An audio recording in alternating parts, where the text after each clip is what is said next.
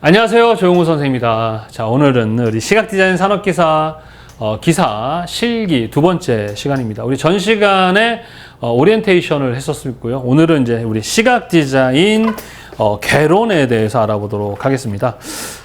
우리 교재는 데이 1이에요. 데이 1 시각디자인 개론. 우리 전 시간에 디자인에 대한 이야기도 좀 했었고요. 그 다음 시각디자인에 대해서도 이야기를 했었는데 가장 중요한 게 전 시간에도 얘기했지만 우리 뭐라고 얘기했었습니까? 소통에 대해서 이야기를 했었는데 우리 전 시간에 이어서 오늘은 소통에 대해서 한번 알아보도록 하겠습니다. 자, 커뮤니케이션에 대해서 알아보도록 하겠습니다. 자, 우리 전 시간에 배웠던 거. 자, 시각 디자인은 눈으로 보기 좋게끔 하는, 코로 하면 후각 디자인, 귀로 하면 청각 디자인, 입으로 하면 미각 디자인 아니죠, 그죠? 우리는 뭘 디자인한다? 소통을 디자인한다. 디자인이 뭐라고요? 인간을 어떻게 하면 행복하게 할 수 있는가에 대해서 우리가 디자인하는 것입니다. 시험을 평가할 때는 아이디어 스케치와 그 다음에 컴퓨터 그래픽으로 평가하는데 아이디어 스케치가 70%의 합격 당락을 결정합니다. 스케치는 아이디어를 보여주는 거기 때문에 뭐가 중요합니까? 아이디어가 중요하다라고 얘기했었죠, 그죠? 컴퓨터 그래픽은 일러스트, 포토샵, 인디자인, 일러스트, 포토샵, 컷, IBM과 맥으로 할 수 있고요. 그 다음에 기사는 다른 게 PPT 하나 더 작성하고 1시간 더 한다. 4시간, 5시간. 아이디어 스케치는 2시간 한다 했었습니다. 알겠죠? 자, 이제 이어서 오늘 바로 이 커뮤니케이션, 이 소통에 대해서 한번 이해해 보도록 하겠습니다. 자, 사람은 어떻게 소통하고 어떻게 감정을 느끼는가? 이건 되게 중요하거든요. 앞에서 얘기했지만 우리 행복이라는 것은 뭐예요? 감정의 문제입니다. 자, 우리 인간은요, 5가지의 감각이 있습니다. 뭐가 있습니까? 청각이 있고, 청각. 그 다음에 시각. 그죠? 그 다음에 이거는 뭡니까? 미각. 이거는 후각. 이거는 촉각이라는 5가지의 우리는 뭘 갖고 있다? 감각이라는 걸 가지고 있습니다. 그래서 우리 인간은요, 소통할 때 기본적으로 이 5가지의 감각을 가지고 소통을 하는데, 이것들이 초능력이라고 하죠. 능력이 초월하느냐? 그렇지 않죠. 예. 시각도 우리가 들을 수 있는 소리가 제한되어 있습니다. 예. 그리고 시각도 우리가 볼 수 있는 것도 제한되어 있죠. 독수리나 이런 것들은 1km까지 본다고 하는데 우리는 그렇게 볼 수 없습니다. 선생님 나이를 먹으면 이제 노안이라는 것도 와요. 그래서 잘 보이지가 않아요. 그 정도로 인간은 이렇게 감각 자체가 상당히 어때요? 제한적입니다. 그래서 이 제한된 이 감각들을 가지고 우리 인간들은 소통을 하게 되는데 시각 디자인이 아니고 사실은 오감 디자인이에요. 우리는 뭐라고요? 오감 디자인. 소통할 때 시각적인 것만 하는 게 아니죠. 우리 멀티미디어 같은 경우는 뭐예요? 움직이기도 하고 소리도 들리잖아요. 소리 들리는 거는 시각이 아닌데 왜 그걸 시각 디자인이라고 얘기를 해요? 청각 디자인이라고 얘기해야 되지. 시각 디자인에서의 가장 중요한 핵심은 소통이고 소통하는 분야들을 다 우리는 시각 디자인이라고 얘기하는 이유는 시각이 다른 감각기관에 비해서 어떤 정보를 받아들일 때 가장 많은 70% 정도의 이상의 정보를 받아들인다고 얘기를 하더라고요. 그래서 이 중에 대표로 얘를 뽑은 거지 기본적으로 인간은 무엇으로? 오감으로 소통한다라는 거 잘 기억해 두시기 바랍니다. 자, 그 다음에 우리 인간에 대해서 한번 이해를 해보는데 인간은 어떻게 소통하고 어떻게 감정을 느끼는가에 대해서 우리 시각 디자인에서 이해하는 건 되게 중요합니다. 자, 그래서 저는 인간에 대해서 정의를 할 때 어떻게 정의하느냐. 자, 인간은 복잡하다라고 얘기합니다. 뭐 한다고요? 인간은 복잡하다. 여러분 안 복잡하세요? 전 되게 복잡한데. 인간은 뭐하다? 복잡하다. 인간은 뭐하다? 복잡하다.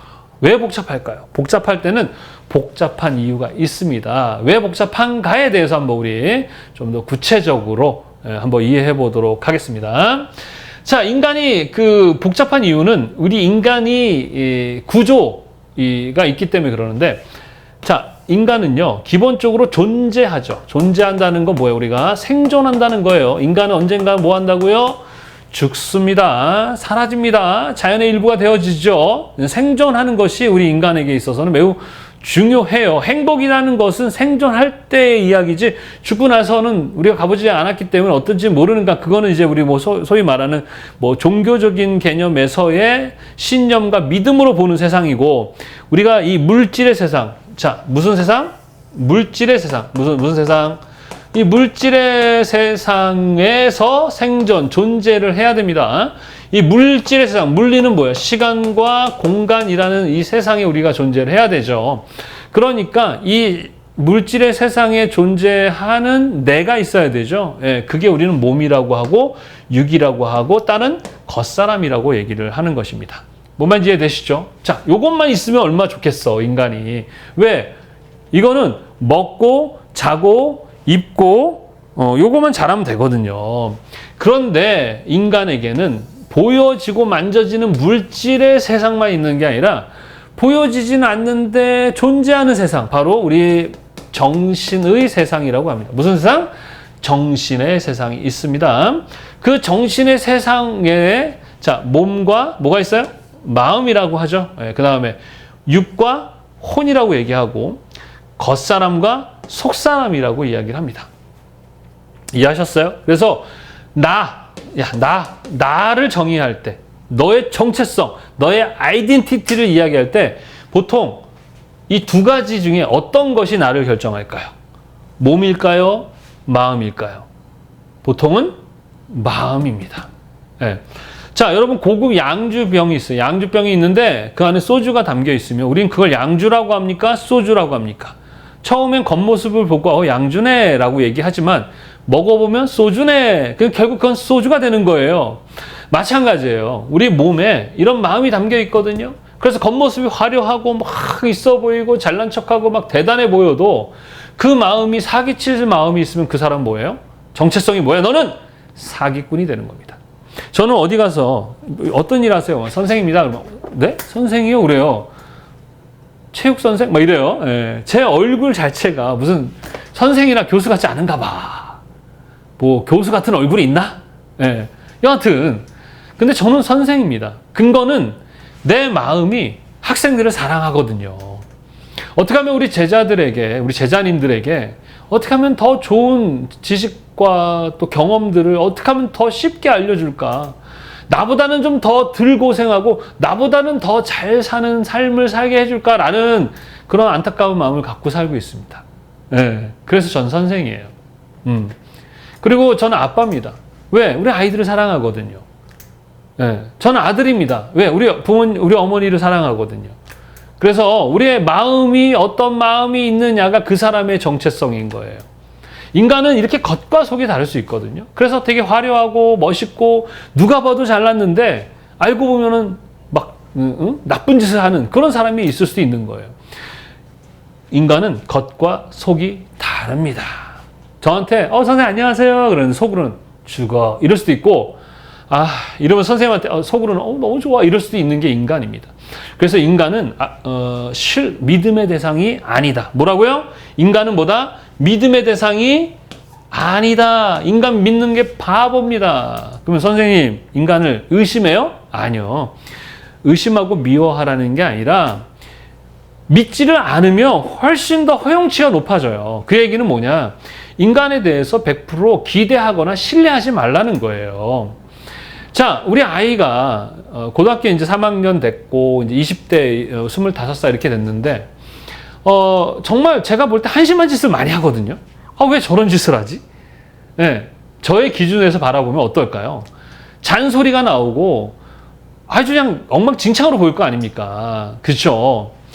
그런데 선생님이 20대 저도 똑같이 고등학교 때 저로 돌아가 보면 어때요? 전 시간에 얘기했지만 저 이렇게 콧물 흘리고 이러고 다녔었어요. 저는.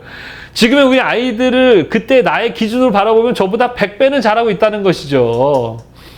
그리고 당연히 못하는 것이 당연하다라고 느껴지는 허용치가 있게 되면 좀 짜증은 나지만 상처가 되질 않아요.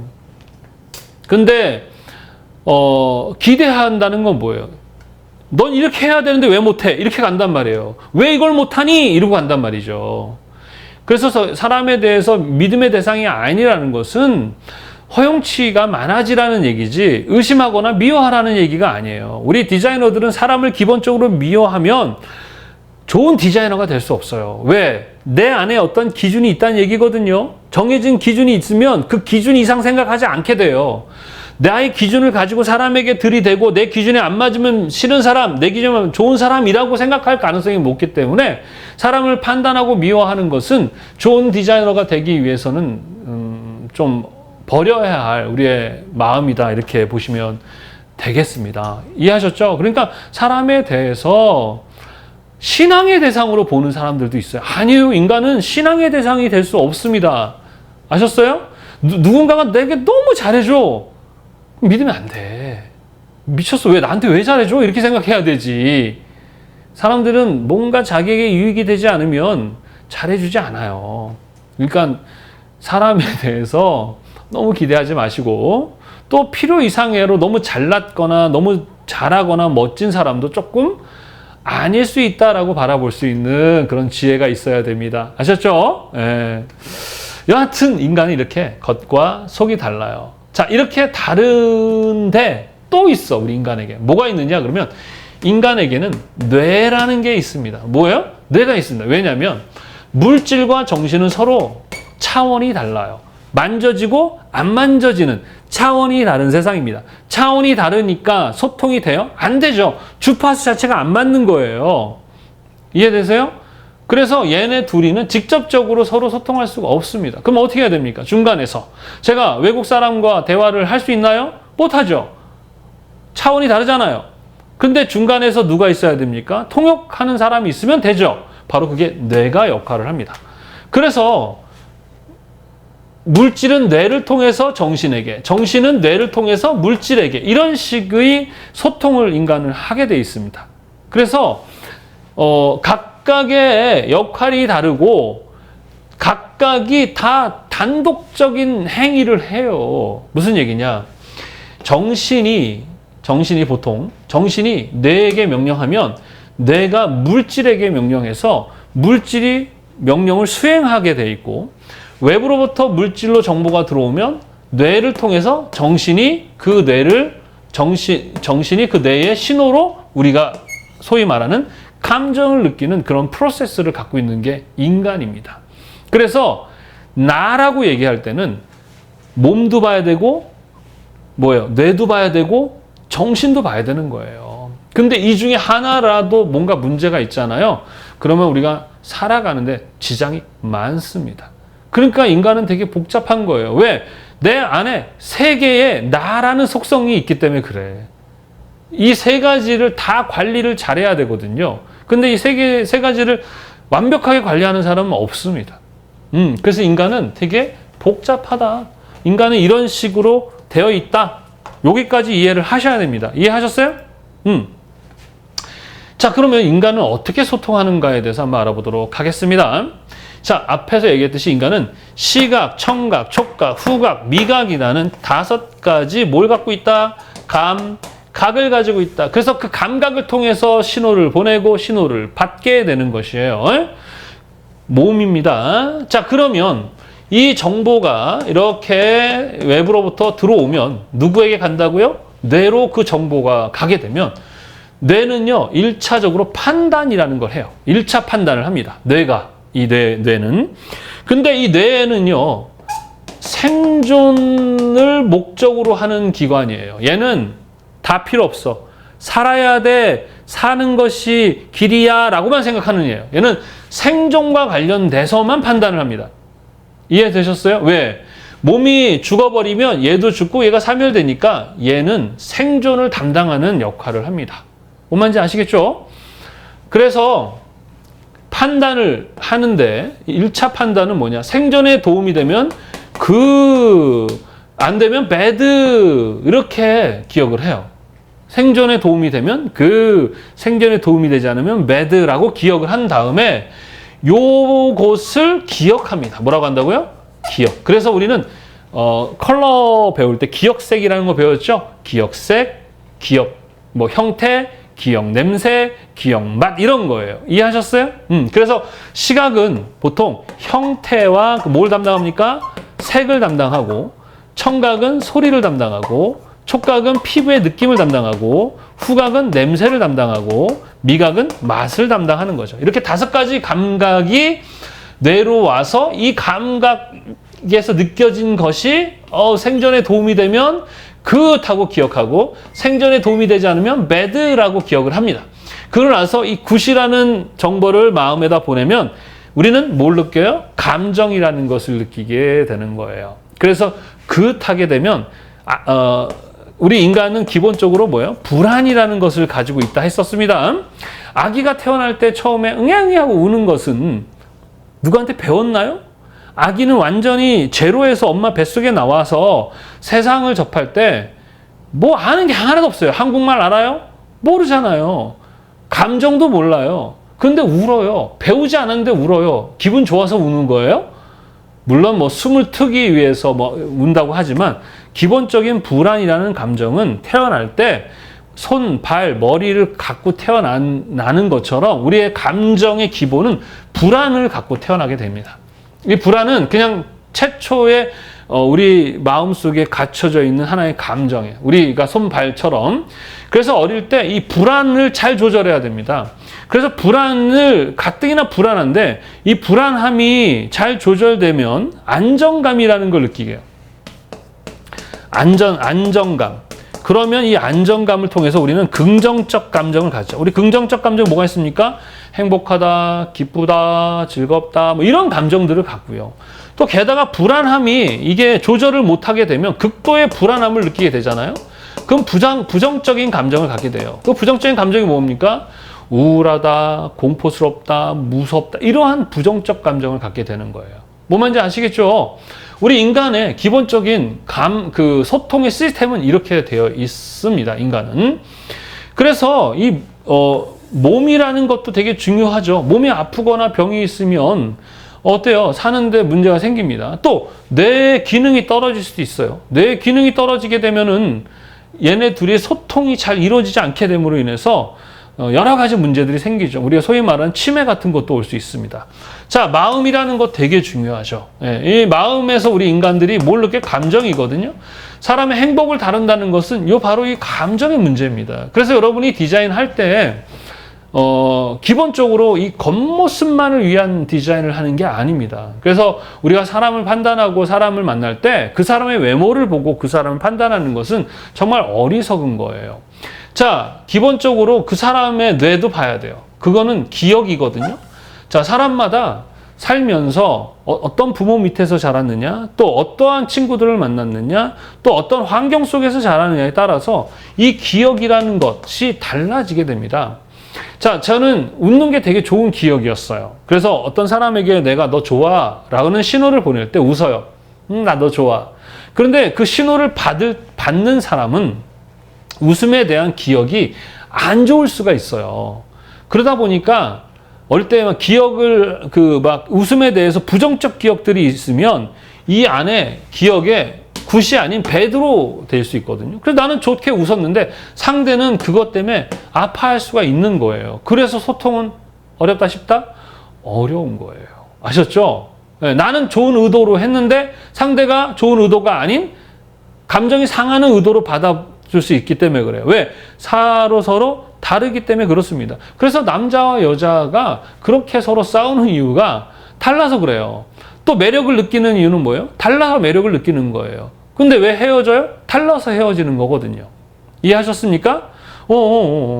그래서 이러한 시스템을 갖고 있는 우리 인간들은 어떻다? 복잡하다. 그래서 여러분이 디자인할 때는 그 사람의 외모도 봐야 되지만 그 사람의 경험, 그 사람은 삶을 봐야 돼요. 그래서 이 정신과 의사들이나 상담사들이 상담하기 전에 그 사람의 어릴 적 시절, 어떤 사람들은 그 뱃속에서의 그 어떤 상태, 기억 같은 것까지도 이렇게 물어보고 그걸 가지고 그 사람의 전체적인 어떤 상황을 파악하는 데 자료로 쓰거든요.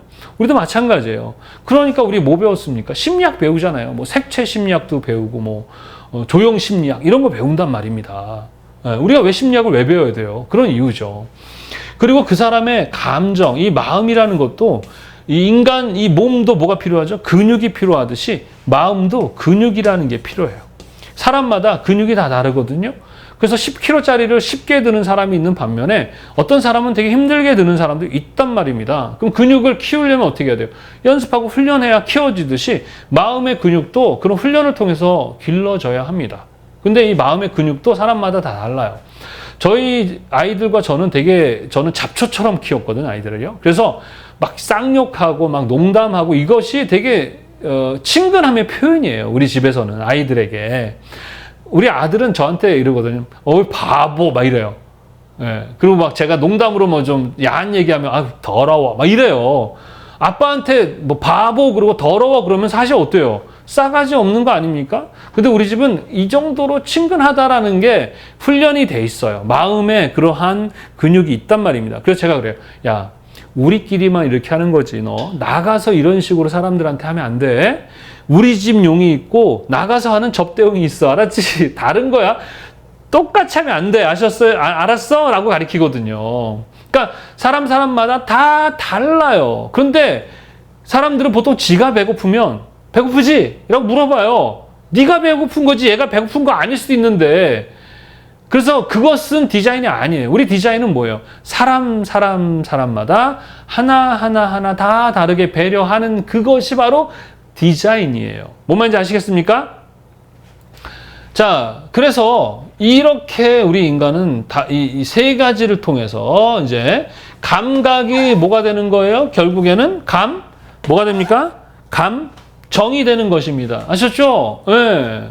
그리고 이 마음이 뇌에게 명령을 해서 몸이 움직이게 하거든요. 그런데 이런 거 있죠. 심장 뛰지 마. 그럼 뇌가 네 하고 심장 안 뜁니까? 아니죠.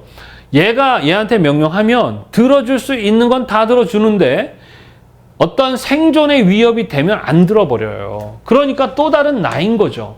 뇌도 지멋대로 하고요. 몸도 마찬가지 또 다른 나고요. 마음도 또 다른 나인 거예요. 그래서 나라는 존재는, 자아는, 나의 정체성, 나의 아이덴티티는 뭐야?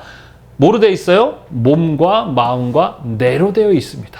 그래서 사람을 항상 대할 때는 몸, 마음, 뇌라는 세 가지를 보고 항상 우리는 디자인을 해야 돼요. 그러나 뇌랑 마음은 보여, 안 보여? 안 보이죠. 안 보입니다. 그래서 우리는 많은 실수를 해요. 그냥 나의 경험을 통해서 외모를 보고 판단한단 말이에요. 보통 되게 우울하고 슬픈 사람들이 과도하게 활발한 사람들이 많아요. 저도 그랬었어요. 예. 왜 그럴까요? 자기 마음을 숨기려고 하는 경향이 있거든요. 근데 겉모습만 보고 똑같이 그랬는데 얘는 상처받고 나중에 이유 없이 와서 나 그때 상처 많이 받았어. 그럼 내가 몰랐다 이렇게 되는 것처럼. 그래서 소통은 어렵죠. 소통을 잘하려면 어떻게 되느냐, 그냥 무조건 나의 기준으로 다가가면 안 되고 배려해야 돼요. 배려라는 건 이 사람의 상황이 어떤지를 알아야 한다는 얘기예요. 역지사지가 돼야 된다는 얘기죠. 응? 저는 그래서 우리 아이와 소통할 때는 내 입장의 기준으로 바라보지 않고 내가 고등학교 시절로 내려간 다음에 우리 아이를 바라봐요. 그러면 상당히 정상이거나 나보다 훨씬 뛰어나다라는 걸 알 수 있게 됩니다. 여러분도 마찬가지야. 제가 지금 얘기하는 거마다 못 알아보고 왜 못해? 이래요? 아니죠. 당연히 못하죠. 처음이니까. 제가 여러분 나이에 알았을까요? 몰랐다니까요. 여러분 부러워요. 여러분 나이에 이런 것을 누군가가 가르쳐주고 이것을 이해할 수 있다는 게 여러분 나이에 저도 알았으면 얼마나 좋았을까. 해서 되게 부러워요. 저는 우리 아이도 부러워요. 나도 너 같은 아빠가 있었으면 나는 얼마나 좋았을까. 그럼 난 좀 덜 실수했을 텐데, 덜 좀 시간 낭비했을 텐데 라는 좀 아쉬움이 있어요. 그래서 인생을 살면서 좋은 선생을 만나는 것은 상당하게 복입니다. 복. 그럼 여기서 말하는 선생님이 학교 선생이 아니고요. 내가 인생을 살면서 나의 삶의 터닝 포인트가 됐던 어떤 계기를 주는 모든 사람이 선생입니다. 선생은 뭐야? 먼저 선 인생생이죠. 나보다 먼저 삶을 살아본 사람이 바로 선생이거든요. 그래서 여러분들이 부모님이 선생이 될 수 있고, 또 학교 선생이 될 수 있고, 친구가 선생이 될 수 있고, 선배가 선생이 될 수 있어요. 뭔지 아시겠죠? 그러면 여러분들이 그 사람을 통해서 내가 어떤 터닝 포인트가 되는 계기가 되면 너무 감사하죠. 그럴 때 우리 제자들이 선생님한테 스승님이라는 최고의 대우로 불러주게 되는 거예요. 그래서 선생님이 야 스승의 그림자는 밟지도 않으랬어 이 새끼들아. 이거 지가 그냥 무조건 선생이니까 나를 대접해라 이런 얘기가 아니고, 선생인 너가 존경받을 만한 짓을 하면 제자들이 너에게 스승이라고 할 것이고, 너가 스승이 되면 너의 이름조차 함부로 부르지 않고 그림자도 밟지 않는 상태가 될 거야. 선생들아 네가 스승이 되어라 그런 얘기예요. 뭔 말인지 아세요?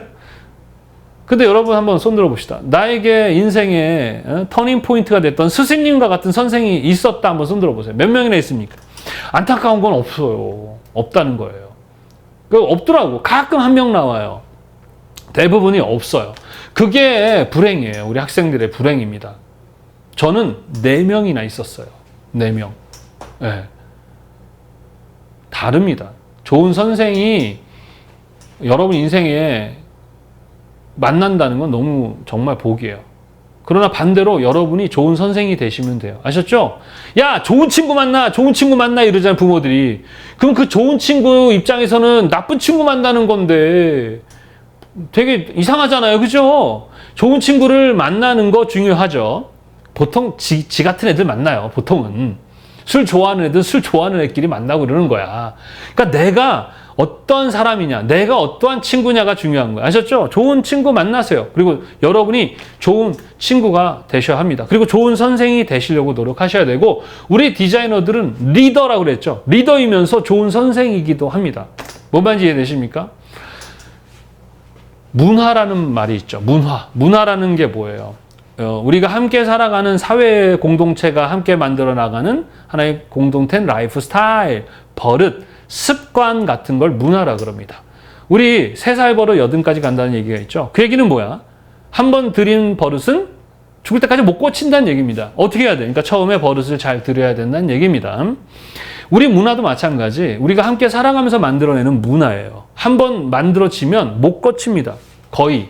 예. 근데 문화가 다 좋은 건가? 아니요. 좋은 문화도 있고 없어져야 될 문화도 있다라는 얘기죠. 자, 그래서 뭐 예를 들어가지고 우리나라 음주 문화, 교육 문화, 뭐 복지 문화, 뭐 되게 많죠, 그죠? 음주 문화도 1차에서 보통 우리나라 끝냅니까? 아니죠. 보통 1차, 2차, 3차 이렇게 여러 차수를 거치면서 먹는 술 문화잖아요. 그러면 우리 후배 애들이 이제 성인이 되면 그 문화 속에 거의 다 빠져버려요. 그래서 그 문화대로 돼버립니다. 그러니까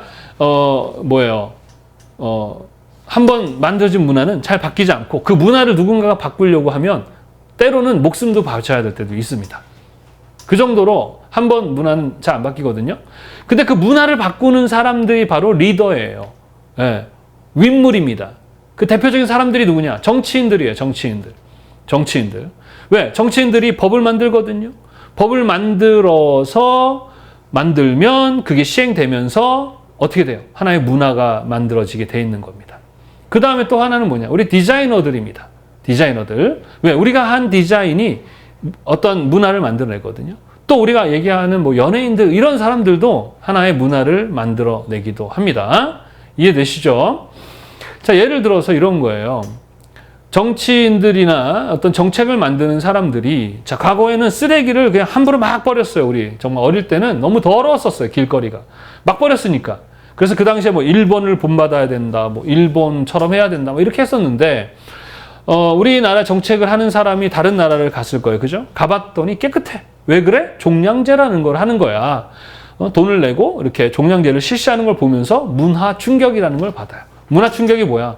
내가 누렸던 것이 타성에 젖어서 맞은 줄 알았던데 다른 데 가보니 우리 게 틀렸네라는 걸 알게 되는 것을 문화 충격이라 그래요. 그래서 돌아와 보면 이제 문제로 보이기 시작하는 겁니다. 자, 디자이너들이 갖춰야 할 것은 바로 그런 문제인식이에요. 남들이 보지 못하는 문제를 인식하는 능력. 왜? 인간은 그 문제를 가지고 못 살거든요. 문제가 발생하면 해결해야 합니다. 여러분 아침에 여기에 뭐 가시가 꼈어. 문제가 발생하면 이거 갖고 하루 종일 생활할 수 있어요? 다 뒤로 밀고 이것부터 빼잖아요. 똑같아요. 그래서 우리나라도 종량제를 실시했죠. 그래서 처음에는 왜 돈 내고 해야 돼? 막 이러고 이해관계자들이나 이런 사람들이 반대했지만 시간이 지나서 지금 보면 어때요? 우리나라도 일본 못지않게 깨끗해졌고 그리고 종량제 안 하는 나라를 보면 되게 미개해 보이고 후진국처럼 보이게 되는 거죠. 뭐가 바뀌었어요? 우리나라의 문화, 쓰레기 문화뿐만 아니라 우리의 뭐예요? 의식도 올라가잖아요. 바로 그 의식이 올라가게 하는 역할을 하는 게 바로 디자인이고 정책이고 그 다음에 연예인들이죠.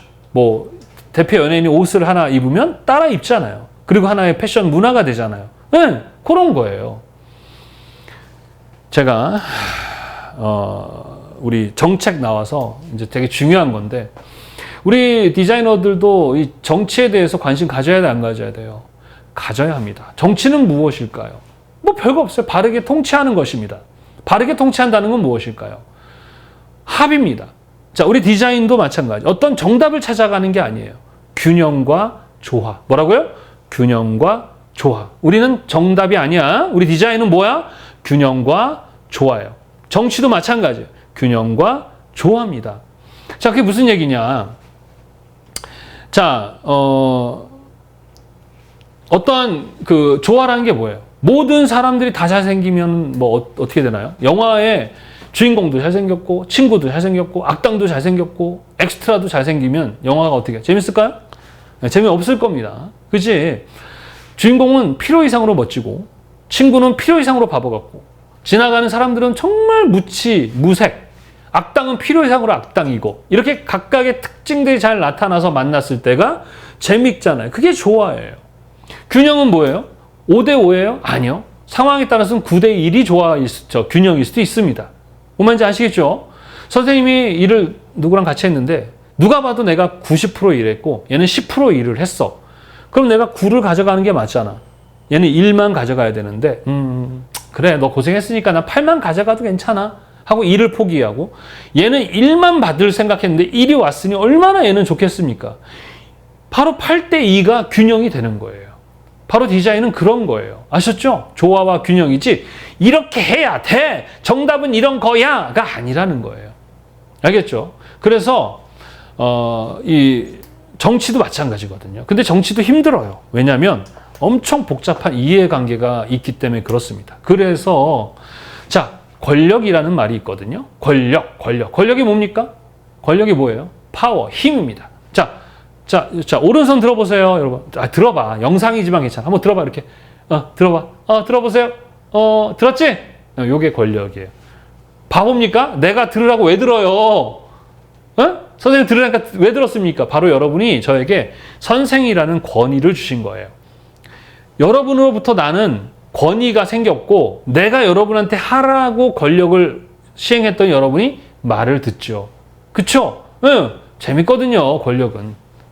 그래서 우리나라에서의 권력은 어디서 나오느냐 그러면 법입니다. 뭐라고요? 법이요, 법. 우리나라는 법치 국가잖아요. 그래서 법대로 하라 그러잖아요. 그래서 그 법에 의해서 권력이 만들어지는데 그럼 어떤 사람들이 권력자입니까? 바로 법을 만드는 사람들이 권력자가 되는 거예요. 그러면 우리나라의 법을 만드는 입법부는 누굽니까? 국회죠. 그러니까 국회의원들이 권력자가 됩니다. 그 사람들이 법을 만드는 일을 하게 되죠. 그러면 그 법을 만든 걸 근거로 행정부죠. 우리 대통령입니다. 시행령이라고 해서 실제 그 법을 가지고 시행령을 만들어서 시행령 법이죠. 그걸 또 가지고 행정을 하게 되는 거예요.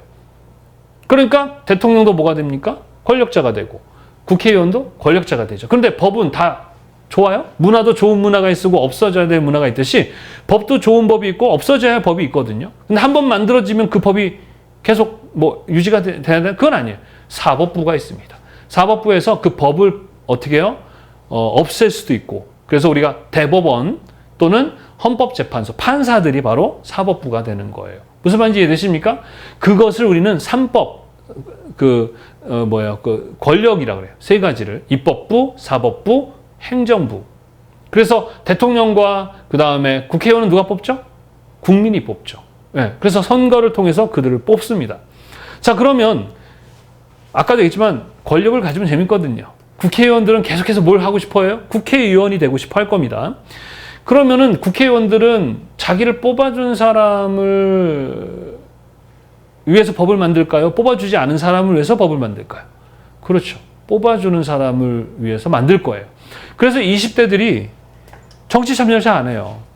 그냥 먹고 사는 거가 바빠서일 수도 있고 관심이 없는데 그러다 보니까 어때요? 국회의원들이 20대들을 위한 법을 안 만들어주는 거예요.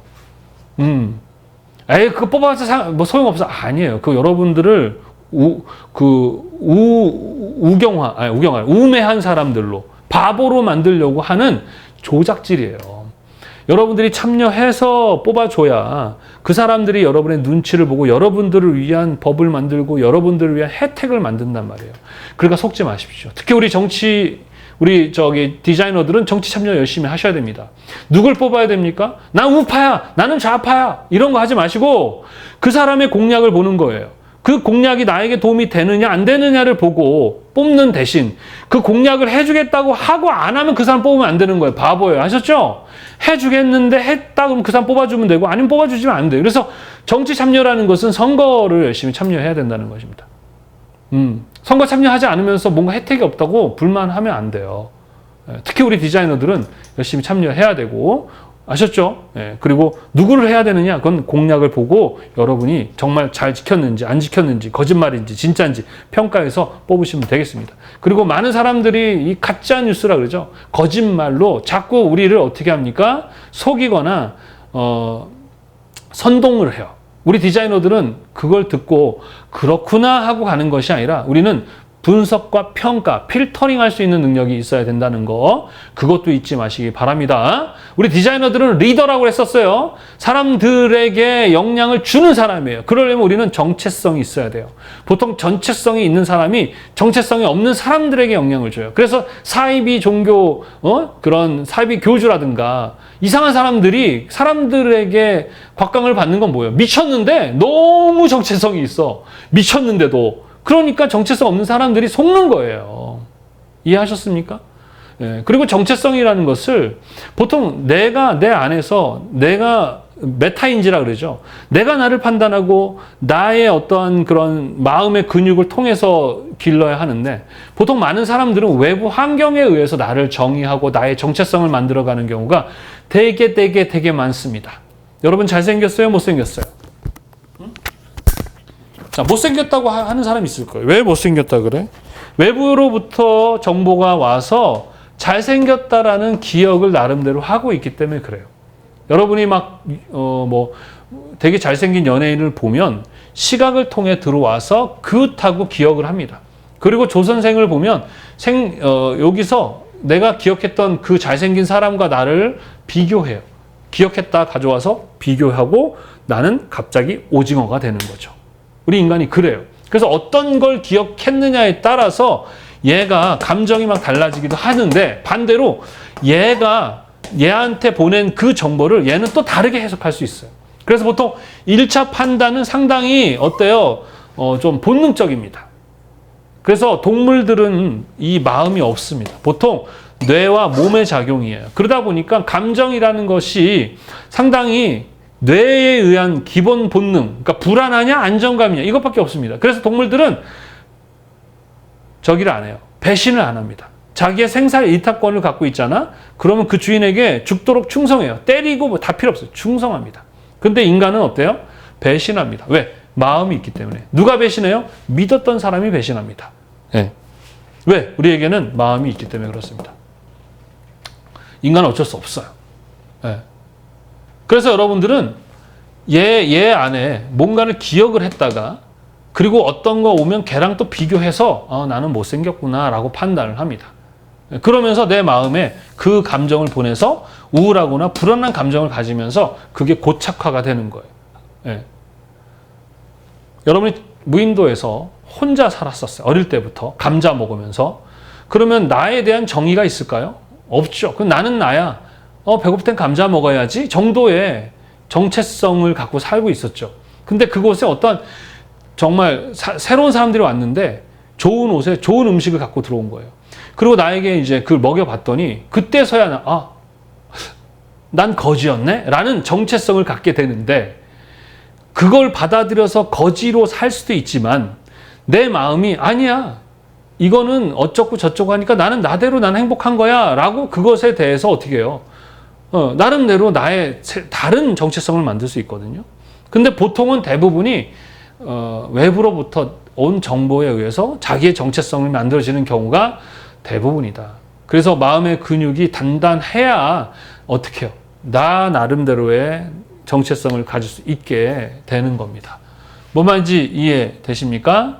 예, 그러한 내용이 선생님 책 나는 왜 불안한가에 다 나와 있습니다. 그래서 좀 더 깊게 더 이거보다 깊게 설명하고 싶은데 그 이상의 것은 나는 왜 불안한가 이 책을 통해서 여러분이 한번 읽어보셨으면 좋겠어요. 예. 자, 이해하셨습니까? 예. 그래서 이 세 가지 몸, 뇌, 마음이라는 이 세 가지를 통해서 사람들은 다양한 이 세 가지의 영향에 의해서 다양한 감정도 가지고 다양한 상황들이 발생할 수 있고 또 사람마다 이런 것들의 경험이 다르기 때문에 복잡하다. 그러니까 나도 복잡하고 너도 복잡하니 복잡한 사람들끼리 만나서 소통하려니 어려워요? 쉬워요? 어렵겠죠. 그렇죠? 그리고 오해라는 것. 그러니까 소통은 이 사람과 내가 100% 똑같아지는 게 아니에요. 그럴 수가 없습니다. 남자와 여자가 완전히 똑같아질 수 있을까요? 아니에요. 여자, 남자는 달라요. 그래서 매력을 느낀다 그랬죠? 그래서 헤어지게 되는 겁니다. 여자들은 여자들끼리 하는 소통 방식을 가지고 남자한테 하면 안 미치고요. 남자들은 남자끼리 하는 소통을 여자에게 하면 또 미칩니다. 뭔 말인지 아시겠어요? 남자들은 그러니까 여자와 소통하려면 어떻게 해야 됩니까? 여자의 그 상황이나 이런 배려라고 했었죠? 이 사람의 다른 것, 뇌도 남자와 다릅니다. 마음도 근육도 다르고 몸의 근육도 다르니까 배려해야 돼요. 남자들끼리 막 툭툭 치잖아요. 근데 여자들한테 툭 치면 아 그래요. 그래서 왜 이렇게 청승 떠나 그랬더니 진짜 아프고 진짜 멍이 든단 말이에요. 그러니까 남자들한테 하는 힘을 거의 10분의 1 정도로 여자에게 해야 되는데 남자한테 하듯이 여자한테 하게 되면 여자는 기분이 나쁘고 나아가서 상처가 되고 무시당한다는 생각을 할 수 있는 거예요. 뭔지 아시겠습니까? 또 여자들은 남자와 달리 뇌가 우뇌 좌뇌가 있는데 뭐 소통할 때 두 개를 다 쓴다고 하더라고요. 남자들은 뭐 좌뇌를 쓴대요. 네. 그래서 여자들은 센서라 그러죠. 그러니까 되게 섬세해요. 네. 여자들은 이 생리학적으로 그냥 남자보다 되게 섬세하게 태어났어요. 네. 그래서 남자들이 못 느끼는 걸 여자들은 느낄 수가 있어요. 그러니까 말도 함부로 하면 안 되고 어떤 행동 하나도 상당히 의미를 가지고 보게 돼 있는 것이 여자죠. 그게 나쁜 거예요? 아니에요. 다른 거예요. 그래서 남자들은 여자를 대할 때 남자친구 대하듯이 대하면 안 되는 거예요. 무슨 말인지 아시겠죠? 자, 반대로 여자들은 또 남자를 대할 때 여자들이 하는 식으로 대하면 안 돼요. 여자들은 초능력이 있습니다. 야, 나 뭐 바뀐 거 없어? 그러면 이 머리카락이 살짝 나간 거를 여자들끼리는 발견을 해요. 와, 앞머리 잘랐네 그래요. 근데 남자들은 백날 얘기해봤자 못 느낍니다. 그럼 왜 몰라? 나 사랑하지 않으니까 이렇게 얘기하면 안 됩니다. 남자들이 느끼는 사랑과 여자가 느끼는 사랑은 좀 달라요. 남자들은 열심히 일을 해서 뭔가 물질적으로 여자와 가족을 위해서 희생하는 것에 대해서 사랑이라고 느낍니다. 그걸 인정을 해 주셔야 돼요. 정말 사랑하니까 그렇게 하지 남자들 중에 한량들 되게 많습니다. 남자니까 무조건 열심히 일할 것 같지 안 그래요. 남자들도 되게 게으르고 하기 싫어요. 그런데 그런 배려가 있단 말입니다. 남자들이 그만큼 사랑하기 때문에 그 몸이 피곤하니까 어떻게 표현이나 이런 것들 조금 과거에 비해서 줄게 되는 거지 과거보다 더 사랑하지 않는 것은 아니에요. 그래서 남자들한테 되게 웃긴 게 쉬어 그러면은 남자들은 이제 청소를 해요. 여자가 막 청소를 할 때 남자가 이제 있으면 자기야 쉬어 그러잖아요. 그럼 남자는 쉬어요. 근데 여자들은 청소하면서 쉬어 그러면 여자들은 와서 같이 해주거든요. 그러니까 남자들은 쉬라 그래서 쉬었는데 나중에 뭐라 그러면 너무 억울한 거예요. 너는 왜 그렇게 몰라요. 그러니까 어떻게 해야 되느냐? 남자한테 가르쳐 줘야 됩니다. 내가 쉬라고 하면 일어나서 이거 해 라고 하잖아요. 되게 또 짜증나는 게 그것만 해요. 남자들은. 또 자기야 빨래 좀 이따 돌려줘 그러잖아요. 그러면 나갔다 와도 안 돌려놔요. 왜? 오늘 중에 언젠가 하면 된다고 생각하거든요. 근데 실험을 했어요. 자기야 5시까지 해놔 그러잖아요. 그러면은 누워있으면서도 계속 남자는 시계를 봐요. 그리고 딱 그 시간 딱 되면 바로 딱 하더라 이거죠. 답답하죠. 그런데 다른 거예요. 다른 거예요. 그것을 좀 인정해줘야 됩니다. 서로가. 여자, 남자가. 왜? 다르니까. 그러면 어떻게 해야 됩니까? 배워야 되고 알아야 되고 연구해야 되겠죠. 남자들은 여자에 대해서 이해하기 위해서 배우고 익혀야 되고 여자들은 남자에 대해서 배우고 익혀야 돼요. 그러면 어떤 행위에 대해서 감정이 상해서 상처가 되지 않아요. 오래 기억에 남지 않는다고요. 그냥 짜증만 날 뿐이죠. 이해하셨습니까? 네, 그래서 우리가 뭔가 디자인할 때 가장 중요한 것은 내가 무언가를 해주는 것이 아니라 내가 디자인을 하는 사람의 상태를 분석하고 평가하는 것이 되게 중요한 거예요. 그래서 우리가 필기 배울 때도 계속 자료를 수집하고 분석하고 평가하는 내용이 나왔던 것이 그거예요. 자료라는 것이 되게 중요합니다. 이해하셨습니까? 자, 그래서 인간들은 보통 어떨 때 또 쾌감이라는 걸 느끼느냐. 자, 감정이 동물은요 되게 단순해요. 불안하거나 안정감 이 두 가지밖에 없는데 인간은 불안 안에서도 다양한 불안정 감정 그 다음에 안정감에서도 아주 다양한 긍정적 감정을 다양하게 가져요. 인간들은. 그리고 감정의 그 스펙트럼이 또 달라요. 되게 자, 기쁨이에요. 자, 어떤 게 있어요? 우와 좋아 이게 있고 또 하나는 뭐예요? not bad 이럴 수 있단 말이에요. 그래서 그 안에 그 기쁨의 단계가 있거든요. 그래서 그 기쁨의 단계를 맞춰주면 훨씬 더 상대가 공감이 되고 설득이 되어진다는 거예요. 소통을 잘하기 위해서는 그렇게 섬세한 부분까지도 우리가 배려하는 것. 그게 바로 시각 디자인의 목표입니다. 그러나 그걸 우리는 잘 못하거든요. 이해하셨어요? 그래서 인간은 어쩔 때 쾌감을 느끼느냐. 요 5가지 감각이 일치할 때 인간들은 쾌감이라는 걸 느껴요. 자, 쾌감이 뭐냐 그러면 아까 얘기했듯이 좋아? 좋아! 이게 쾌감이에요. 슬퍼? 너무 슬퍼! 이게 쾌감이에요. 끝에 있는 거. 네, 끝에 있는 게 쾌감입니다. 무슨 얘기냐면 이런 거예요. 얘네들의 불일치. 예를 들어서 미각에서 아주 비싼 초콜릿이 있습니다. 초콜릿을 이렇게 먹어요. 너무 맛있어요. 미각은 100점이죠. 그러면 얘 미각의 정보가 얘한테 가고 자, 맛있는 초콜릿은 생존에 도움이 되죠? 굿 하고 기억합니다. 그리고 얘 감정에 보내주면 얘는 예 하고 이렇게 좋은 감정을 갖게 되는 그런 프로세스를 갖게 되는 겁니다. 그런데 시각에서 정보가 그 초콜릿이 똥 모양이야. 똥. 아주 디테일해. 자, 맛은 정말 맛있는데 시각의 정보가 들어오게 되면 얘는 뭐예요? 부정적 감정을 갖죠. 그러면 미각의 점수는 높아도 시각이 불일치함으로 인해서 감정의 합이 내려가게 되는 거예요. 뭔 말인지 이해되십니까? 불일치죠. 그러나 얘네들이 일치하게 되면 사람들은 쾌감을 느낍니다. 뭔 말인지 이해되십니까? 정보를 전달할 때 슬프면 슬프다고 좋으면 좋다고 우리 인간들이 전달을 해야 되는데 좋은데 이제 이런 거죠. 몸이 힘들어요. 근데 상대가 너무 좋아. 그런데 표현을 우리는 힘든 상태에서 좋은 표현을 하다 보면 상대는 뭐야, 나 싫어하나? 이렇게 생각할 수도 있거든요. 그래서 내가 이 사람에게 내가 전달하고자 하는 어떤 그 감정의 그것을 어떻게 하면 더 잘 전달할 수 있을까를 이 5가지 감각을 통해서 아주 섬세하게 배려해서 전달했을 때 그 상대가 내용이나 감정이나 이미지를 내가 전달하고 싶은 대로 받아들이게 하는 것이 바로 소통의 목적이다. 이렇게 보시면 되겠습니다. 이해하셨어요? 자, 그래가지고 유튜브에 이런 게 있었거든요. 레스토랑 비싼 그 코스 레스토랑입니다. 근데 몰래카메라야. 친구를 이제 초대를 해가지고 그 비싼 레스토랑에서 음식을 먹게 하는데, 사실은 이제 음식 내용은 편의점에서 산 음식들로 이제 가져와서 레스토랑에서 이제 전자레인지에 돌려서 주는 그런 거예요. 그래서, 고급스러운 그 레스토랑 앉아 있는데, 스파게티가 나와요. 근데 그거, 5,000원짜리 그 돌려서 담아서 딱 갖다 줘요. 근데 되게 맛있어 합니다.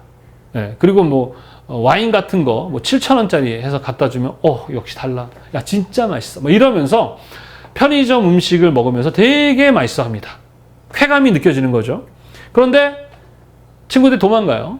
그래 얘가 짜증나 막 이럴 때 이제 와가지고 얼마예요? 그랬더니 몇만 원밖에 안 하는 거예요. 그래서 거기 몇십만 원짜리 하는 곳인데 왜 이렇게 싸요? 그랬더니 친구들이 몰래카메라 그러면서 보여주는 거. 이거 편의점에서 산 음식이야 라고 얘기를 했어요. 그러나 왜 그게 맛있었냐 그러면 미각은 조금 맛이 없을 수 있어도 다른 감각이 그 맛을 높여주기 때문에 그래요. 뭔 말인지 이해되십니까? 우리 이미지라고 하거든요. 못생겼는데 다른 감각이 그 사람의 매력을 올려주게 되면 좋은 이미지를 만들게 되어 있습니다. 그래서 여러분이 여기서 이제 그곳에서 먹을 때 시각적인 부분은 상당히 어때요? 고급스러운 느낌이었을 것이고, 청각도 어때요? 고급진 음악이 싹 흘러나왔을 것이고, 후각도 좀 그랬을 것이고, 촉각도 거기도 그랬을 거예요. 단지 미각만 조금 떨어졌을 뿐입니다. 그렇기 때문에 실제로 거기서 느꼈던 거의 그 맛은 거의 90% 이상의 정말 그 레스토랑의 맛있는 음식 같은 느낌을 받았을 거예요. 반대로 그 집에 가장 그 맛있는 음식을 가지고 집에 와서 먹으면 맛있을까요? 안 맛있어요. 미각이 맛있을 수 있겠지만 다른 감각에서 점수를 다 깎아 먹기 때문에 아무리 정말 산의 진미를 집에 와서 먹어도 맛이 없어요. 그래서 여러분들이 뭐 이렇게 식당이나 똑같이 동네에서 먹는 회가 왜 바닷가에 가면 더 맛있는 이유는 미각뿐만 아닌 다른 감각들이 도와주기 때문에 더 맛있게 느껴지는 것이다 라는 것입니다. 이해하셨어요? 알겠죠? 네, 무슨 말인지. 자, 근데 우리 시각 그러면은 요것만 하는 게 아니라고요. 우리는 청각, 촉각, 후각, 미각이라는 5가지 감각도 다 사용을 하는 사람들입니다. 이해하셨죠? 그 디자인할 때 이런 5가지 감각을 다 고려하는데, 뭐 인쇄 매체다 그러면 뭐 그림, 글자, 사진이겠고, 영상 매체다 그러면 그때는 동영상이나 사운드도 같이 병행을 해야 되죠. 그 다음에 디스플레이라고 우리 4차 디자인 얘기했었죠. 필기 배울 때. 그때는 어떤 공간적 개념의 이런 전체를 다 고려하는 사람들, 바로 어떤 정보를 전달하는 거죠. 뭐 쉽게 얘기해서 전체 컨셉이 고급스럽다 그러면은 시각도 고급, 색도 고급, 청각도 고급, 촉각도 고급, 후각도 고급, 미각도 고급이어야 한다는 거예요. 그 다 고가했더니 거기에 무슨 샘플, 뭐 음식을 제공하는 코스를 해놨더니 거기에 뭐 떡볶이를 해놨어. 모든 게 다 고급스러운 디스플레이를 했는데 떡볶이 주고 있으면 어떻게 되는 거예요? 불일치. 네, 마치 좋아해 라고 했으면서 속으로는 싫어하는 듯한 그런 정보가 전달이 되는 거죠. 정보를 전달할 때는 우리는 명확하게 정보를 전달하는 게 목적이기 때문에 오감을 통해서 어떻게든 어떤 컨셉이라는 게 있겠죠. 그죠? 얘는 고급, 얘는 뭐 우아한, 얘는 즐거운, 얘는 밝은, 얘는 뭐 이런 뭐예요? 잡탄박되는 거죠. 그건 소통이 안 되는 거예요. 어떤 친구들이 그런 친구들이 있어요. 웃었다가 울었다가 우울했다가 혼자 그 미친 거죠. 그리고 상대가 나를 이해를 못하고 나를 뭐 사랑하지 않는다? 그 정신병입니다. 그거는 문제가 있는 거죠. 마음에. 이해하셨죠? 인간은 이런 식의 프로세스로 서로 감정을 나누고 생각을 한다 이렇게 보시면 되겠습니다. 자, 다시 한번 정리를 해볼게요. 자, 인간은요 기본적인 5가지 감각을 통해 정보를 받아들이고 내가 이 정보를 통해서 사람들에게 정보를 전달하게 됩니다. 자, 그래서 이 정보가 들어오면 누구에게? 뇌로 전달이 되겠고, 뇌는요 1차 판단을 합니다. 그 판단의 기준은 생존에 도움이 되는가 안 되는가로 판단을 하게 되고, 그것에 대해서 기억을 하게 됩니다. 그걸 우리는 기억 색, 기억 형태, 기억 소리, 기억 촉각, 기억 냄새, 기억 맛이죠. 자, 홍어 같은 거, 삭힌 홍어 있죠. 저는 못 먹거든요. 근데 그걸 되게 맛있어 하는 분들이 있습니다. 미각이 맛있는 게 아니에요. 과거 사람들이 옛날 음식이 더 맛있다고 자꾸 얘기하는데 옛날 음식은 지금의 음식에 비할 때도 안 돼요. 맛있지 않아요. 과거 음식도 물론 맛있긴 하지만 현대 음식에 비해 맛있지 않아요. 근데 왜 과거 사람들이 옛날 음식이 더 맛있다고 했을까요? 그때 가난하고 배고파서 그래요. 배고플 때, 그 당시 너무 힘들고 배고픈데 음식을 먹었을 때 그때 어떤 전체적인 느낌이 그 미각에 들어가기 때문에 그래요. 예를 들어서 여러분이 납치가 돼서 막 정말 이제 죽음의 공포를 느꼈는데 그 방에 빨간색 방이었고 그 방에 그 맛있는 케이크 있었고, 음악은 뭐 유행 음악이 막 들렸었어요. 그 냄새는 뭔가 고급진 냄새가 났었어요. 그렇지만 그 안에서 공포를 느꼈어요. 그러면 그것이 어떻게 기억됩니까? 공포의 불안한 이미지로 기억을 해요. 그러면 여러분 나중에 그 케이크를 보잖아요. 그러면 그때 그 공포의 감정이 느껴지게 되는 거예요. 그 냄새를 맡으면 공포의 감정이 느껴지고. 무슨 말 이해되시죠? 예, 예. 그래서 홍어회 같은 것도 정말 맛있다기보다는 그 홍어회를 먹던 그 시절의 다양한 감각들이 함께 종합적으로 어떻게 기억되고 그것이 마음에 안정감을 줬을 때 그거에 대한 긍정이지, 사실 홍어회 맛 없어요.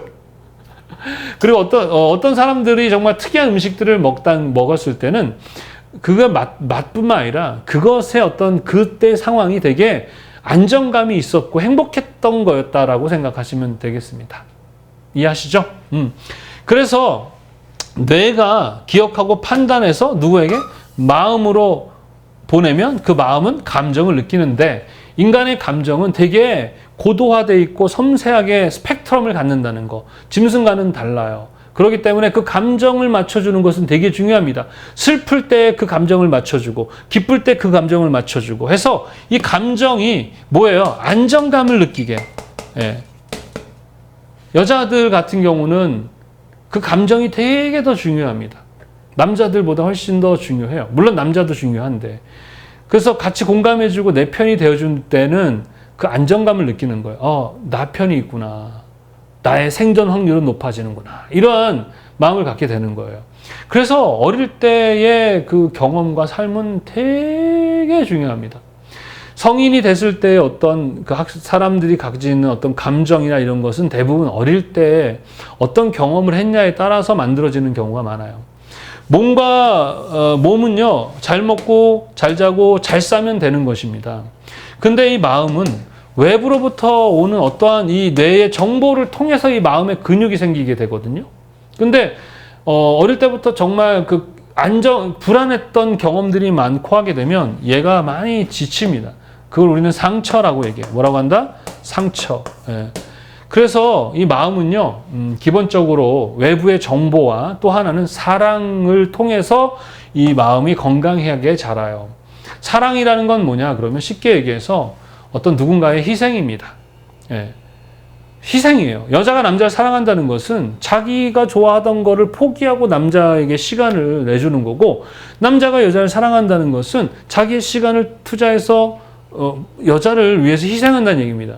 엄마 아빠가 나를 사랑한다는 것은 나를 위해서 희생하는 거죠. 엄마 아빠는 놀고 싶지 않겠어요? 저도 마찬가지 고등학교 때, 중학교, 대학교 이런 정말 한량 같은 시절도 있었어요. 근데 내가 아이를 위해서 일을 하고 하는 것은 아이를 위해서 희생하는 거잖아요. 그게 사랑입니다. 그러니까 누군가가 나를 희생해 주는 것을 경험을 많이 하게 되면 안정감이라는 걸 느끼게 돼요. 그 안정감이 기반이 됐을 때 이 긍정적인 그런 감정과 마음의 근육이 올라가게 됩니다.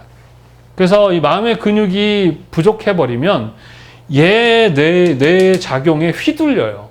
예. 그래서 숟가락 살인마라고 들어보셨습니까? 우리 유튜브에 보면 계속 죽이지도 않아.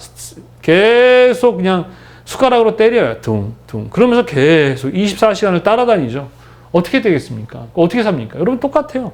뇌는요, 상당히 보수적이고 부정적입니다. 그러다 보니까 얘는 마음에 가장 부정적인 신호를 보낼 때가 되게 많아요. 마치 숟가락으로 때리듯이. 그러다 보면 계속해서 감정은 불안한 감정으로 휩싸이게 되죠. 그거 어떻게 삽니까?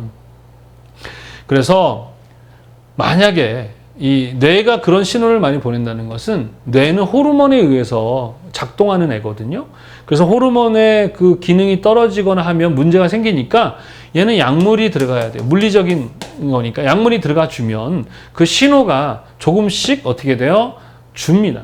자, 그리고 이 마음은 뇌를 설득해야 됩니다. 뇌가 보내는 신호를 무조건 따르는 게 아니라 그 신호를 얘를 안심시키는 설득을 해야 됩니다. 설득.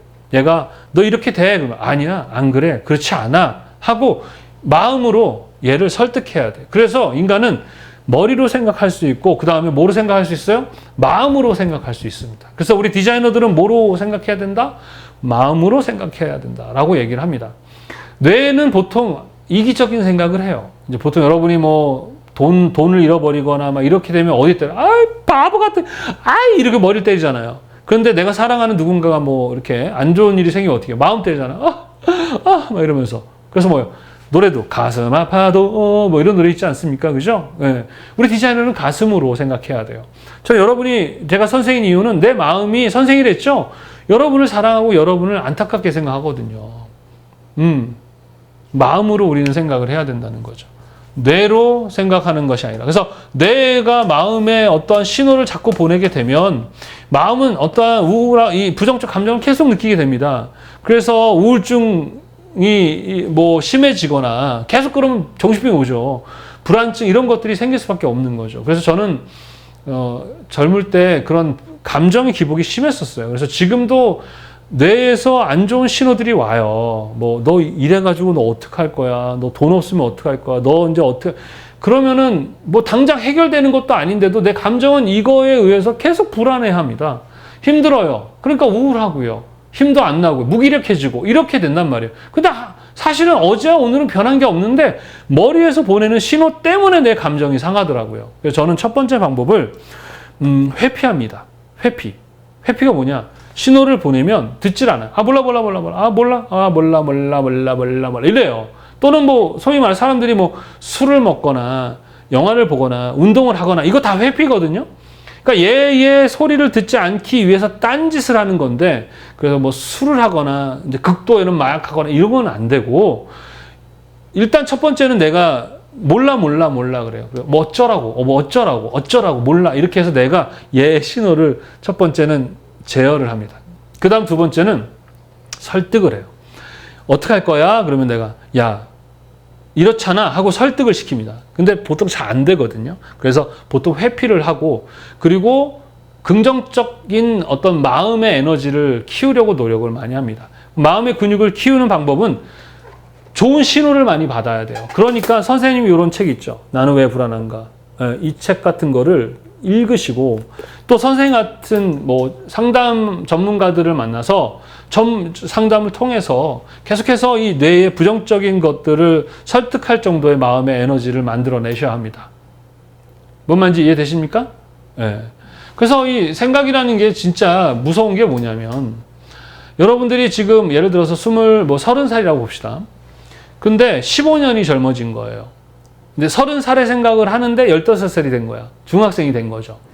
그래서 이제, 뭐야. 뭐 영화의 한 장면처럼 엄마가 학교 가 그래서 이제 중학생의 몸으로 30살의 생각을 가지고 중학교를 갔어. 그러면 친구들이 다 뭐로 보이겠습니까? 애로 보이겠죠. 그렇잖아. 다 애로 보이겠죠. 그리고 거기서 일진이 와서, 야, 죽을래? 그래도 겁납니까? 안 나겠죠. 전교생이 나를 왕따 시켜도 슬플까요? 안 슬프겠죠. 그렇잖아요. 그지? 다 애들처럼 보이는데 내가 왕따 시키지. 자, 그렇게 15년이 젊어져도 그런 변화가 있어요. 자, 반대로 30살인데 45살에 할 생각을 30살에 만약에 똑같이 한다면 여러분은 어떻게 살겠어요? 달라지겠죠. 그죠? 네. 그러니까 저는 어제까지 죽기 직전에 75살이었던 거예요. 저는. 근데 영화의 한 장면처럼 지금의 50대로 딱 왔다고 생각을 해요. 네, 그랬더니 어떻게 하루하루가 너무 감사하고 좋겠죠. 그리고 내가 지금 처해져 있는 상황들이 되게 불행하게 느껴졌던 것들이 감사함으로 바뀌더라고요. 뭔 말인지 이해되십니까? 옛날에는 빚도 많았는데 지금 빚이 없어요. 그러면 감사한 거 아니에요? 그러나 보통 빚이 없는데 빚이 없는 거로 감사하기보다는 사람들은 남들만큼 돈이 없는 거로 또 괴로워하기 시작한단 말입니다. 네, 그게 인간이기고 뭐 나쁜 건 아니에요. 그래서 마음의 근육의 훈련을 해야 되고 우리 디자이너들은 이 마음을 통해서 어떻게 해요? 생각하고 아이디어를 내야 된다라는 거 기본적으로 알고 계셔야 하겠습니다. 어려워요? 어렵지 않죠? 자, 감각이 뭐가 되는 거예요? 감각이 감정이 되는 겁니다. 그리고 이렇게 인간들의 작용은 이런 세 가지가 있기 때문에 사람을 평가하는 건 나쁘지만 어떤 사람을 이렇게 분석할 때는 가장 기본적으로는 그 사람의 몸도 봐야 되겠죠. 사실 마음이 건강하면 기본적으로 몸이 건강하게 되어 있습니다. 근데 너무 과한 거 얘기하는 거예요. 그러니까 너무 꾸미거나 너무 친절하거나 너무 뭔가 이렇게 극을 달리는 사람들은 그거에 반대되는 그런 상처가 있을 가능성이 높습니다. 근데 보통 평범할 정도의 건강함을 가진 사람들은 건강한 마음일 가능성이 있지. 그것도 확률의 문제지 그렇진 않아요. 또 그걸 속이는 사람들이 있어요. 그러니까 사기꾼이지, 그치? 사기를 막 10년 이상씩 치기 위해서 공을 들이는 사람도 있어요. 예. 그리고 뇌라는 것, 그 사람이 삶이 어떠한 기억들로 기억이 되어 있는지, 불안함의 기억이 많은지, 긍정적 기억이 많은지 이것도 고려해야 하고요. 그 다음에 그 사람의 마음이 어떤 마음인지에 대해서도 우리는 봐야 합니다. 그래서 디자인할 때는 이러한 것들, 이 세 가지를 우리는 다 적용해서 디자인을 한다라는 것을 잘 기억하셔야 하겠습니다. 자, 그래서 시각 디자인은 소통입니다. 이렇게 복잡한 사람과 또 복잡한 사람, 그리고 다양한 많은 복잡한 사람들과의 소통을 어떻게 하면 좀 더 잘할 수 있을까에 대한 부분을 연구하고 디자인하는 일을 하는 사람들이기 때문에 이러한 인간의 어떤 속성, 이런 것들에 대한 이해가 깊이 되어 있어야 합니다. 그래서 여러분들 책도 좀 많이 보시고요. 특히 인문학적인 것들 좀 많이 보셔야 돼요. 해보지 않고는 경험하지 않은 것을 우리가 할 수가 없습니다. 먹어보지 않은 음식이 어떻게 먹고 싶겠습니까? 그러니까 선생님의 책, 나는 왜 불안한가? 이런 책도 좀 읽으시고, 그리고 전문가들의 그런 관련한 영상들도 좀 많이 보시고, 그냥 곰곰이 혼자 생각하지 마세요. 대부분 부정적이거나 상당히 좀 이렇게 보수적으로 내는 나를 되게 공격을 많이 하거든요. 그러니까 혼자 고민하지 마시고 뭔가 혼자 고민하는 시간을 웬만하면 줄이셔야 됩니다. 몸은 움직여야 됩니다. 그래서 자꾸 뭔가 운동을 한다든가 생각하지 않을 만한 내가 좋아하는 운동을 한다든가 하면서 시간을 보내셔야 되겠고, 마음은요 기본적으로 책을 좀 많이 보시기 바랍니다. 좀 부정적인 책들 말고요, 긍정적인 그런 책들을 많이 보시고, 인문학 관련한 책들 좀 많이 보시고, 뇌 같은 경우 너무 불안하거나 너무 우울하다 그러면 뇌에 호르몬의 문제가 있어요. 그럴 때는 가까운 정신과들이 있습니다. 그 정신병 환자들 가는 게 아닙니다. 우리가 감기 걸리면 가서 약 먹듯이 물리적인 뇌에 호르몬의 문제가 생긴 거기 때문에 정신과 가서 약을 처방받아가지고 뭐 조금만 먹어도 조금 도움이 되는 경우 많이 있거든요. 그래서 그렇게 하시면 되겠습니다. 자, 그래서 우리가 시각 디자인을 이해하기 위해서 가장 중요한 것은 인간에 대한 이해고요. 인간들은 어떻게 감정을 갖는다? 감각이 감정이 되고 기억된 걸 바탕으로 감정을 갖게 된다 했었어요. 그래서 이 마음의 상태가 우리의 정체성을 결정하는 겁니다라고 했고요. 그리고 어떻게 소통하는가에 대해서 이야기를 했습니다. 바로 우리는 이러한 인간들이 어떻게 소통을 하는가에 대한 부분을 디자인하는 거기 때문에 몸에 대한 이해와 뇌에 대한 이해와 마음에 대한 이해를 해야 한다. 그런 지식들, 그런 경험들을 우리 많이 해야 된다. 그럼 간접 경험해야 되니까 뭘 가지고 한다? 그러면 바로 책을 많이 보거나 관련한 자료들을 많이 시청을 한다든가 할 수 있겠다라고 생각하시면 되겠습니다. 자, 그래서 오늘은요, 시각 디자인 개론에 대한 이야기를 했습니다.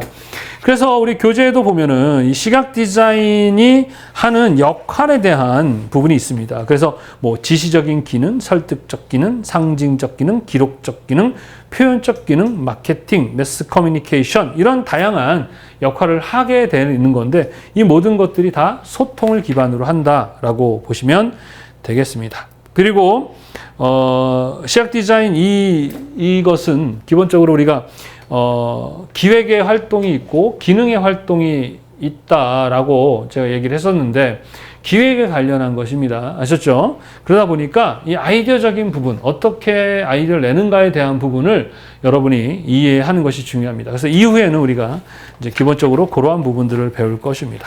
자, 하여튼 긴 시간 동안 우리